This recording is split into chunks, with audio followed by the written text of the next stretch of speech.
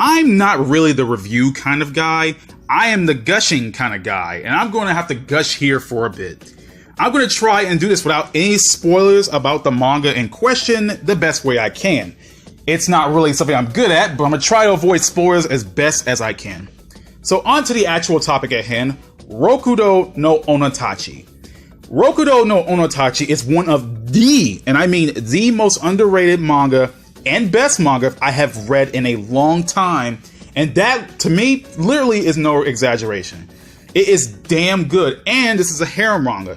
Well, you can consider it a slice of life / battle shonen harem manga, which is most likely the best way to describe it.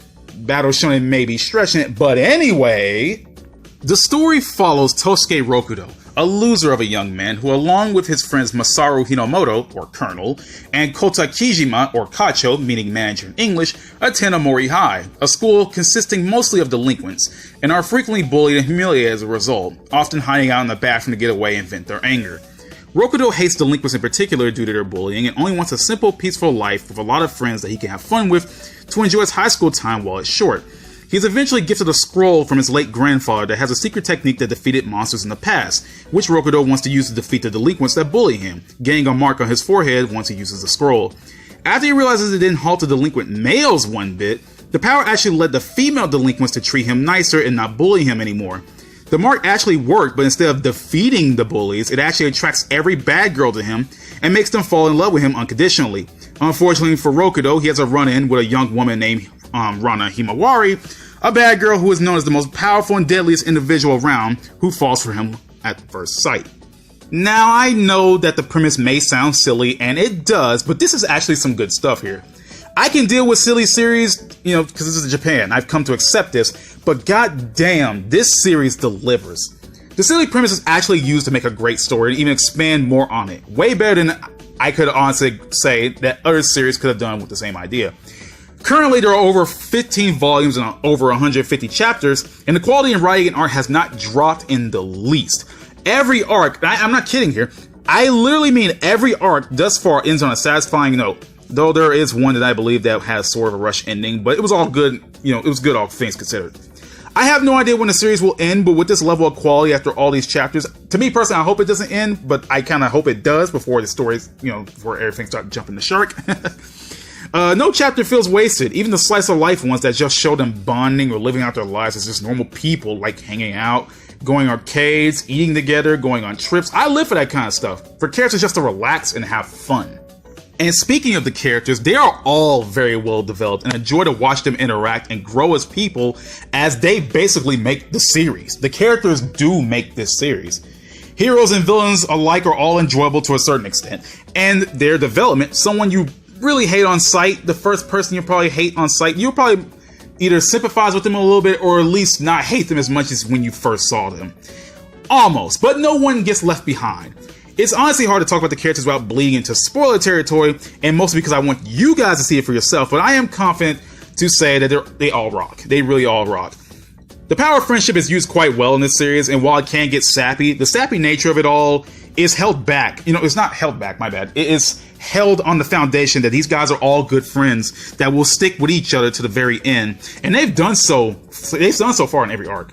And I want to give points to Colonel and Kacho, as I said before. These are Rokudou's friends, and they hold the honor of being the very few rare harem main character friends that actually stick for the majority of the series and aren't reduced to simply comic relief or annoying as hell characters. They do fit the archetype of throwaway side male characters appearance-wise, but mostly they aren't tossed to the side as I expected them really honestly to be, and they actually have great dynamic with Rokudou. Speaking of Tosuke Rokudou, he isn't your wet napkin harem protagonist. The harem protagonists that I actually think are decent with their characterization in harem shows that I've seen so far are Issei Hyodo from Highschool DxD, Iki Kurogane from Chivalry of a Failed Knight, and Shido Itsuka from Day Alive. It may be Akuto Sai from Demon King Daimao, but it's been a long time since I've seen the anime.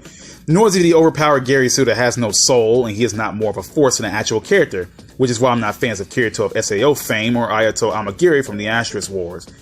He is a very entertaining and real character that grows over the course of the series, trying to grow out of being a wimp and becoming a man that can fight for himself, rather than have Rana fight for him all the time. Remember, as I said before, she is literally the most dangerous character in the entire series so far. He actively attempts to improve his life, his character, his strength, and the life of the girls around him, not coming off as a robot that exists only for the sake of being a self-insert for the reader. He may not win all of his fights, but he will keep standing up and fighting no matter what. Even without the mark, you can easily see why a girl would fall in love with the guy. Even more hilarious that he becomes the underboss of Amori High, the school he attends, something that he definitely isn't prepared for, as for not too long ago before this, he was just a nerd in a school of delinquents, but now he's the talk of all the various gangs around the city, seen as some hardcore badass that destroyed every gang so far. He even stood up to one of his earliest bullies, Haruya Inuma, by himself, knowing that he could have Rana to beat him easily.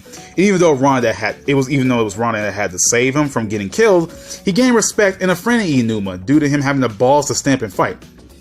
Another side note, Inuma is also a good boy, and far beyond what I expect him to be. He's a true fan to the very end. Didn't care enough about his reputation to hang out with the geeks of the school. The humor is no slouch either. The characters really make this series, and the humor definitely hits at the best moments. For example, there is an arc all about motorbikes, and Rokudou isn't a fan of them, leading Rana to get this funny ass look as she is shocked that Rokudou didn't like something that she did.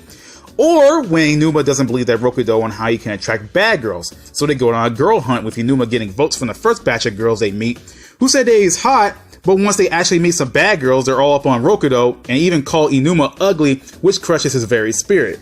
Using another harem series as an idea, like Highschool DxD, as much as I do love this series, the humor that gets used in the serious moments is just something that felt off to me. I know DxD doesn't take itself seriously all the time, but when it tries to do so, pumping out of place jokes, it really isn't the best. It's up to 11 in the English dub, by the way, and it's freaking hilarious and seriously out of place at the same time. I honestly don't know what to feel. The art style really gets good after the first few chapters. Now, I can understand a lot of people being put off by the art style at first, though I personally find it fine, and it does improve over time. The very small amount of reads for this manga have pointed out that one of the problems is Rana and her inconsistent size. Sometimes she's drawn as fit, and sometimes she is just wide and out. But it really wasn't anything major on how some of the other characters looked in the earlier parts of the story, so it really isn't a big deal. I do like the delinquent eyes of the characters sport, especially Rana. Like, they legitimately instill fear into my very soul. And honestly wouldn't be a harem series without the lovely ladies. I'm using air quotes for lovely ladies as they are all dangerous as hell, both physically and figuratively. As I said before, the first girl that Rokudou has a run-in with is Rana Himawari. And to be honest, her character is a slowly changing one as she is pretty much the ultimate evil. Something that Rokudou wants to change and not have her subjugated to his mark, as he believes that she has the faintest flicker of kindness within her, and he wants to bring that out more. The second lady is Sayori Osanada, the actual Bancho of Amori High, who is actually a little girl who is very powerful and foul-mouthed to a T. The third girl is Azami Himano, a fake police officer who dreams of finding her prince on a white horse, and idolizes the police due to them maintaining order and stopping delinquent bikers, seeing the officers as princes and the bike as their white horse. I personally find it funny that her name is Azami, which is close to Asami Nakaoka from High School of the Dead, an actual police officer in a harem series. The fourth girl is Manami Yamabuki, an anemic loan officer that refuses to spend any excessive amounts of money, taking on the role of a bat that sucks the money dry from people, as money is their lifeblood. But when she starts meeting Rokudou, she begins spending a ton of money on him, and she turns into the most precious cinnamon roll. And the fifth girl so far, his name is Ling Lan, a nice girl who's a user of Kung Fu who that thinks that should actually be used for peace. But in actuality, she is actually a badass, foul-mouthed, no-nonsense, brutal woman who thinks Kung Fu should be used for kicking the very asses of everyone you literally see. All these ladies are considered the best girl, if I'm being honest, as they are all great characters with depth and development. Even if their first level Rokudou is a lie by the mark that he has on his forehead, so that he's going to try his damnedest to change. Now, before I continue, the main ladies are classified by the name of heroine. For example, Himawari is the first heroine, Sayori is the second heroine, so on and so forth. Another girl that is technically part of the harem, and obvious spoiler warning here, is Rhino Simure. Another cinnamon roll, and that's all I'm going to say about her without dipping into any more spoilers. She is precious and badass, and that's all I'm going to say. This series actually does break a lot of harem tropes wide open and even improves on them in a way I didn't expect. After a while, you pretty much forget that this was meant to be a harem series in the first place. Now, I'm not hating on harem series at all. Shows like Tenchi Muyo, Infinite Stratos, Highschool DxD, Chivalry of a Failed Knight, Day Alive, Boku wa Tomodachi, Demon King Daimao, Rosario Vampire, the manga, Freezing, the manga, and High School DxD are my favorite of the genre, but the genre itself is just full of series that are really not all that great. Rokudou no Onna-Tachi is one, if not the best harem series ever made. I still love you, High School DxD, it's just that Rokudou is starting to win points on you. I also have to give props to the female characters outside the harem, as they are all badass and great characters to boot. Props to Erika Otohime, the leader of the Ryugu girl gang. Trust me, you'll love them and you'll want to see more. And Mizue Suyakusa, a student of Amori who is just shocked constantly from seeing Rokudou come from a kind and humble geek that was a bright star in this dim world of a school, getting into delinquent shenanigans out of his control, and she is pretty much the consistent comic relief character.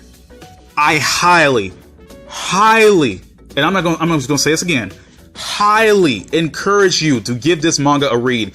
It honestly needs more attention. It has no TV tropes page. No one talks about it. It doesn't even have a decent wiki on it. I had to make this video based on my own info from when I read and reread and reread and reread and you get the point. And there is definitely no anime adaptation coming in the near future. I know this video may not change the minds of many people, but whoever is watching this, I hope that you give Rokudou no Onna-Tachi a shot.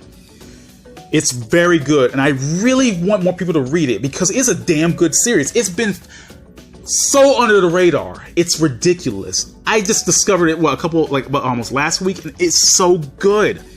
Now, before I end this video, there's another thing I gotta say, and this has nothing to do with, the series anyway. But I found something funny that the title is called Rokudou no Onna-Tachi, and I always thought that was a play on Gokudou no Onna-Tachi or the Yakuza Wives. But considering all the gangs and the powerful women in this story, I don't know if it's intentional or not, but I like to think that it is. It makes sense due to the title of the name. But the point is, I really encourage you to give Rokudou no Onna-Tachi a look. I implore you, please. I honestly need more people to talk about this with because it's such a damn good series.